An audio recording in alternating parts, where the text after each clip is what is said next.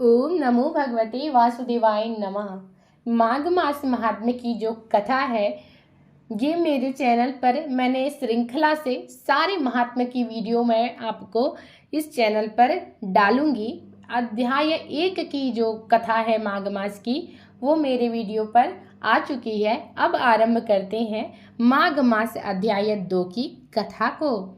हाथ जोड़कर भगवान विष्णु जी का ध्यान करके कथा को सुनने के लिए बैठ जाइए। आरंभ करते हैं माघ मास महात्म्य अध्याय 2 की कथा। राजा के ऐसे वचन सुनकर वो जो ब्राह्मण थे वो कहने लगे कि हे राजन, भगवान सूर्य बहुत शीघ्र उदय होने वाले हैं, इसलिए यह समय हमारे लिए स्नान का है, कथा का नहीं। सो आप स्नान करके अपने घर को जाइए और अपने गुरु श्री वशिष्ठ जी से इस महात्म्य को सुनिए। इतना कहकर तपस्वी सरोवर में स्नान के लिए चले गए और राजा भी विधि पूर्वक सरोवर में स्नान करके अपने राज्य को लौटा और रानीवास में जाकर तपस्या की जो तपस्वी की सब कहानी रानी को सुनाई। तब सूत जी कहने लगे कि महाराज, राजा ने अपने गुरु वशिष्ठ से क्या प्रश्न किया और उन्होंने क्या उत्तर दिया, सो कहिए। व्यास जी कहने लगे, हे सूत जी, राजा दिलीप ने रात्रि को सुख से सोकर प्रातः समय ही अपने गुरु वशिष्ठ जी के पास जाकर उनके चरणों को छूकर प्रणाम करके तपस्वी के बताए हुए प्रश्नों को अति नम्रता से पूछा कि गुरुजी, आपने आचार, दंड, नीति, राज्य, धर्म और चारों वर्णों के चारों आश्रमों की क्रियाओं, दान और उनके विधान, यज्ञ और उनकी विधियां, व्रत, उनकी प्रतिष्ठा और भगवान विष्णु की आराधना अनेक प्रकार से मुझे ये सब बातें विस्तार पूर्वक बतलाई हैं। अब मैं आपसे माघ मास के स्नान के महात्म को सुनना चाहता हूँ। सो हे तपोधन, नियम पूर्वक इसकी विधि को समझाइए। गुरु वशिष्ठ जी कहने लगे कि हे राजन, तुमने दोनों लोकों के कल्याणकारी, वनवासी और गृहस्थियों के अंतःकरण को पवित्र करने वाले माघ मास के स्नान का बहुत सुंदर प्रश्न पूछा है। मकर राशि में सूर्य के आने पर माघ मास में स्नान का फल गौ, भूमि, तिल, वस्त्र, स्वर्ण, अन्न, घोड़ा आदि दानों और चंद्रायण और ब्रह्मकुर्च व्रत आदि से भी अधिक होता है। वैशाख और कार्तिक में जप, दान, तप और यज्ञ बहुत फल देने वाले हैं, परंतु माघ मास में इनका फल बहुत ही अधिक होता है। माघ के महीने में स्नान करने वाला पुरुष राजा और मुक्ति के मार्ग को जानने वाला होता है। दिव्य दृष्टि वाले महात्माओं ने कहा है कि जो मनुष्य माघ मास में सकामिया भगवान के निमित्त नियम पूर्वक माघ के महीने में स्नान करता है, वह अनंत फल वाला होता है। उसको शरीर की शुद्धि, प्रीति, ऐश्वर्य तथा चारों प्रकार के फलों की प्राप्ति होती है। अदिति ने 12 वर्ष तक मकर संक्रांति में अन्न त्याग कर स्नान किया। इससे तीनों लोकों में तीनों लोकों को उज्जवल करने वाले 12 पुत्र उत्पन्न हुए। माघ में स्नान करने से ही रोहिणी, सुभगा, अरुंधति दानशीलता हुई और इंद्राणी की समान रूपवती होकर प्रसिद्ध हुई।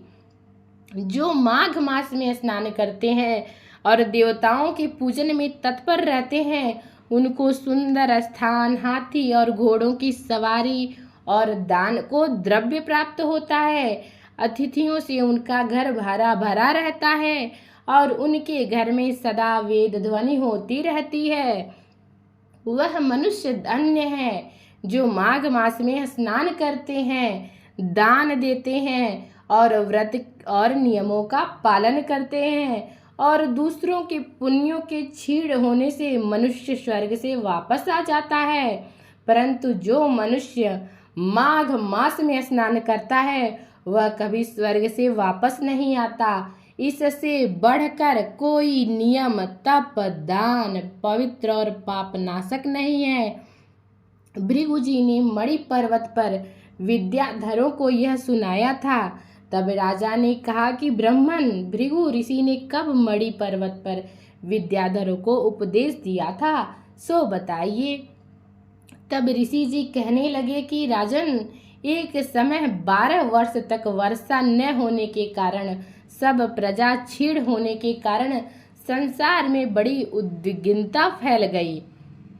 हिमाचल और विंध्याचल पर्वत के मध्य का देश निर्जन होने के कारण श्राद्ध, तप और स्वाध्याय सब कुछ छूट गया। सारा लोक विपत्तियों में फंसकर प्रजाहीन हो गया। सारा भूमंडल फल और अन्न से रहित हो गया। तब विंध्याचल से नीचे बहती हुई नदी के सुंदर वृक्षों से आच्छादित अपने आश्रम से निकलकर श्री भृगु ऋषि अपने ऋषियों सहित अपने शिष्यों के साथ हिमालय पर्वत पर श्री भृगु ऋषि आ गए। इस पर्वत की चोटी नीली और नीचे का हिस्सा सुनहरी होने से सारा पर्वत पीतांबरधारी श्री भगवान के समान लगता था। पर्वत के बीच का भाग नीला और बीच बीच में कहीं कहीं सफेद स्फटिक होने से तारों से युक्त आकाश जैसी शोभा को प्राप्त होता था। रात के समय वह पर्वत दीपकों की तरह चमकती हुई दिव्य औषधियों से पूरित किसी महल की शोभा को प्राप्त होता था। वह पर्वत शिखाओं पर बांसुरी बजाती और सुंदर गीत गाती हुई किन्नरियों और केले के पत्तों की पताकाओं से अत्यंत शोभा को प्राप्त हो रहा था। यह पर्वत नीलम, पन्ना, पुखराज और इसकी चोटी से निकलती हुई रंग बिरंगी किरणों से इंद्रधनुष के समान प्रतीत होता था।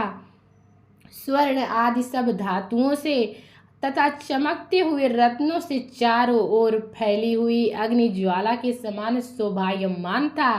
इसके कंदराओं में काम पीड़ित विद्याधरी अपने पतियों के साथ आकर रमण करती थी और गुफाओं में ऐसे ऋषि मुनि जिन्होंने संसार के सब क्लेशों को जीत लिया है, रात दिन ब्रह्म का ध्यान करते हैं और कई एक हाथ में रुद्राक्ष की माला लिए हुए शिव की आराधना में लगे हुए हैं।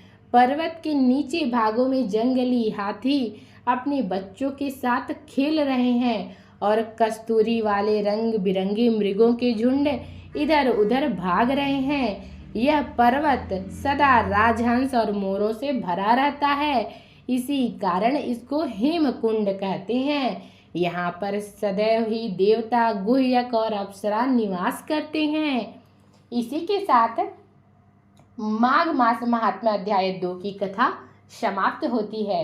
माघ मास महात्म्य अध्याय 3 की कथा हमारे अगले वीडियो में है। तब तक के लिए ओम नमो भगवते वासुदेवाय नमः।